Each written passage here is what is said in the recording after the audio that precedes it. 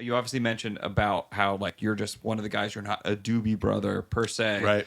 Can we talk just briefly? We don't have to get super far into it, unless Sure. you want to, about the relationship between a lot of musicians, whether they're considered a hired gun or an assassin that comes in and does a gig, versus on retainer versus this. There's all these like romantic terms for it. But you're a working musician, and Yeah. what you're doing is way more popular now than than bands, learning how to play together, rising to stardom and staying together. That is not what most of these shows that we're going to nowadays is. That's not the reality of the band makeup. Right. So, Yeah, it depends on who you go see. I mean, obviously there are still bands out there Of course. doing it, and I don't think bands will ever go away, and everything circles back, right? So, but yeah, I mean, I've had the experience of being in a band and being a band member, and I've now for the last 20 years had the experience of being a sideman as well, and they're both two very different things. When I was a kid, I dreamt about playing music for a living. There was another element to it that always appealed to me, and I figured if I could play music for a living, I could see the world. Like Yeah. the travel aspect of Yes. it to me was a big part of the dream, as it were. You don't think about like I'm gonna be a business owner. I'm gonna have to pay people on the crew before I pay myself. It is a business, yeah. Type kind of stuff. You don't think about that kind of thing, budgets, that kind of stuff. Now, as a hired gun, I'm not thinking about merchandise designs. I'm not thinking about anything other than being 120% on stage every night and doing what's asked of me musically in the group. And chiming in where I feel like I need to chime in and staying in my lane where I know I need to stay in my lane. Right. Because I am a hired gun. Now, I've been there for 20 years, so I'm obviously doing something that they like. I'm obviously easy to get along with because I'm still there 20 years later. And every once in a while, I'll say, oh, man, I wonder if I should talk to the guys about whatever. And a lot of times, my drum tech, Jeremy, is kind of my barometer for this. Okay. I'll be like, hey man, should I say something? And he'll be like, yeah, I think you could probably, whether it's a set list suggestion or something like that. And then other times he'd say, yeah, I wouldn't do that.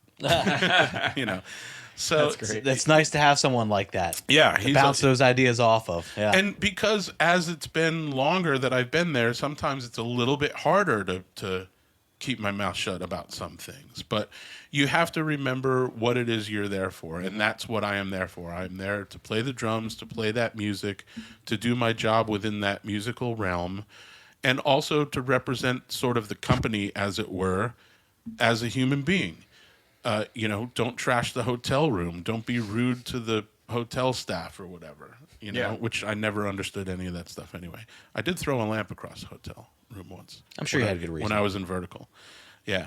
And it was funny because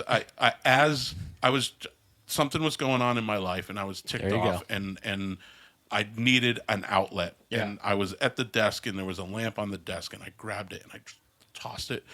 And like the minute it left my hand, I started to laugh. I was like, you cliche, stupid, generic So you think you're rock hot. star Yeah. human Yeah. being. You're such a fool, And I immediately, like the next time I was in the lobby, I went down and I said, and I sugarcoated it a little bit. I said, hey, I accidentally knocked the lamp off the desk. Right. Yeah.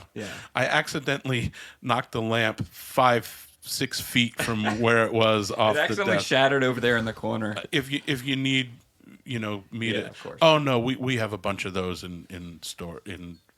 Don't worry about it. These things happen. And I was like, okay. So I felt a little less guilty about it. Nice. That's what is a rock star. That's like one of the you 5 rock star moments I had in my life.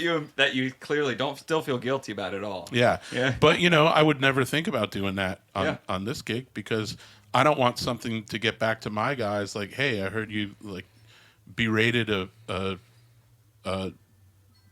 person that brought you breakfast because Your bagel didn't have cream cheese or whatever. Right. You don't want to have one of those stories. No, absolutely that staff not. passes around. Yeah, yeah. You don't want to be that guy. Yeah, so why'd you lose the gig? It's like, well, I decided it was time to leave. And it's like, no, you complained about something stupid and you got fired. Yeah. Like, who wants that? Yeah. There's no place for that. So, did that answer the question? Yeah. Okay. No, it did. Yeah. And I was just curious about like that dynamic, and it's a real thing. It's a different dynamic. I mean, I'm friendly with the guys.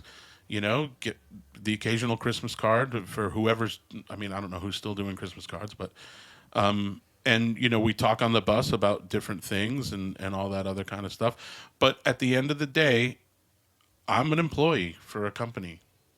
And I don't know if you look at it this way too, but as I'm listening to you talk, you're kind of your own business too. And, Sort of. Yeah. Yeah. So their business is, okay, they're the band and they pay everyone else. And they're, of course, paying you and you're a hired gun. But in a sense, because you're a drummer, that is your business. I'm a salaried employee for the Mm-hmm. Doobie Brothers.